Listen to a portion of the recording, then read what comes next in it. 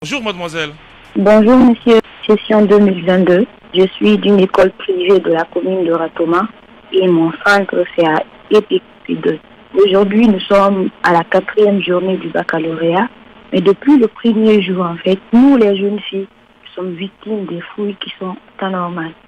On nous humilie. Imaginez à la porte d'une cour d'école où il y a les hommes, où il y a les femmes, la gendarme se permet de fouiller, de nous fouiller en fait, de nous dire d'enlever les jupes et puis enlever même nos sous-vêtements, nos caleçons, puis introduire ces noms dans nos parties intimes que pour fouiller. Est-ce que c'est normal? Durant ces 4 jours, nous avons été victimes de ça et il y a d'autres même qui pleurent. Et puis elle te dit que si tu ne fais pas, sors de la cour. Donc tu es obligé de le faire dans la cour, même pas dans une pièce fermée au moins pour nous accorder un minimum de respect, ou dans les douches, s'il faut, mais dans la cour. Avant-hier, il y a la dame policière qui s'est permise de fouiller un homme. Le gars, il a pleuré, monsieur, je vous assure. Donc c'est une dame policière qui procède à ces fouilles corporelles, aussi au vu de tout le monde. Oui, c'est une dame policière, au vu de toutes les filles qui sont dans le centre. Voire même, elle se permet d'aller chez les hommes aussi, que pour aider le monsieur qui est là, que parce que lui, il est mou, il ne fait pas assez de choses. Je ne sais pas de quoi vraiment, elle est sûre en fait de quoi vraiment. Mais que reprochez-vous à cette dame? Vous estimez qu'elle doit que les fouilles corporelles ne sont pas normales ou du fait que les fouilles s'effectuent dehors? Ce sont des attouchements, monsieur. Ce sont des attouchements intimes. Imaginez, est-ce que tu peux en fait fouiller jusqu'à l'intimité d'une fille, c'est-à-dire d'enlever son sous-vêtement, son caleçon en un mot, faire rentrer ta main par derrière et par devant pour voir si la personne n'a pas de document. Est-ce que c'est normal? Joue sur la mentalité des gens.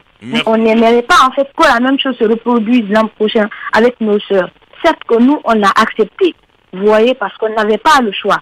Mais l'an prochain, il ne faudrait pas que ça se répète avec d'autres personnes. Parce que ça, c'est l'abus du pouvoir. Merci, mademoiselle Xo. Et nous allons suivre de très près ce dossier. Surtout, bon courage. Merci beaucoup.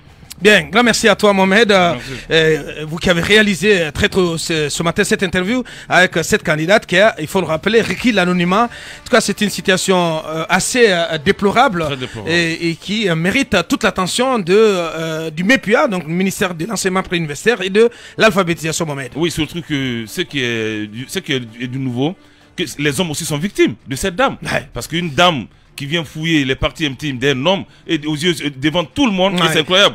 Et lorsque mademoiselle X dit que les parties intimes ne sont pas protégées, dans la cour de l'école à l'épée de Kipé 2, je crois que tous les journalistes doivent s'occuper de ce problème, les activistes des droits de l'homme, parce que ce n'est pas du tout normal. Vous pouvez procéder à des fouilles corporelles dans les salles de bain, dans les salles appropriées, mais devant tout le monde, vous dites aux demoiselles qui ont pratiquement 20 ans, 18 ans, enlevez vos dessous. Je crois que c'est une bassesse morale. C'est même difficile d'expliquer. Très grave. On a des filles, on a peur désormais. Vous voyez-vous ce que ça fait? Bien. Allez-y, Akumba.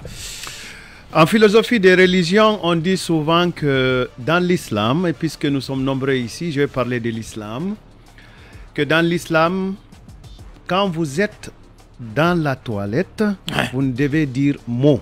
Vous savez pourquoi? Non. On dit que les anges qui vous accompagnent, qui sont 2, vous accompagnent jusqu'à la porte des toilettes parce que ces gens-là ne veulent pas vous voir nus. Ils s'arrêtent là. Mais dès que vous prononcez un mot à l'intérieur, ces gens-là vous maudissent. Parce qu'ils sont obligés de noter ce que vous avez dit.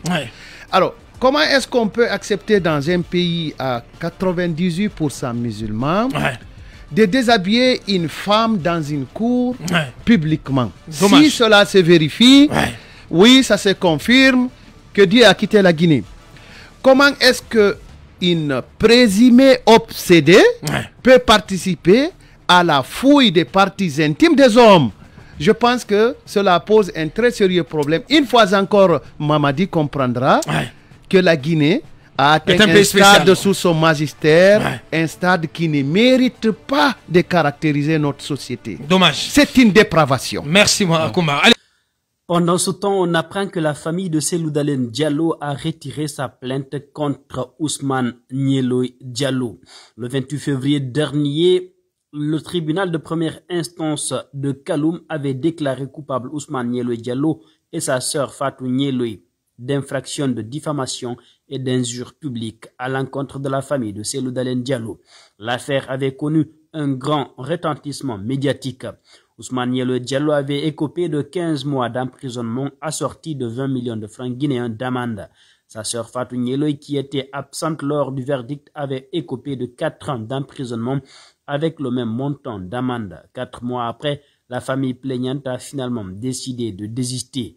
Dans une lettre adressée au nom de la partie civile au président de la chambre correctionnelle de la cour d'appel de Conakry, l'avocat maître Alseni Aïssata Diallo a annoncé le désistement de la famille Dalein composée de Mariama Kesso Diallo, Tierno Sadou Dalein Diallo, Yae Lauratou Dalein Diallo, Fatoumata Binta Dalein Diallo. Peut-on lire sur africaguinée.com.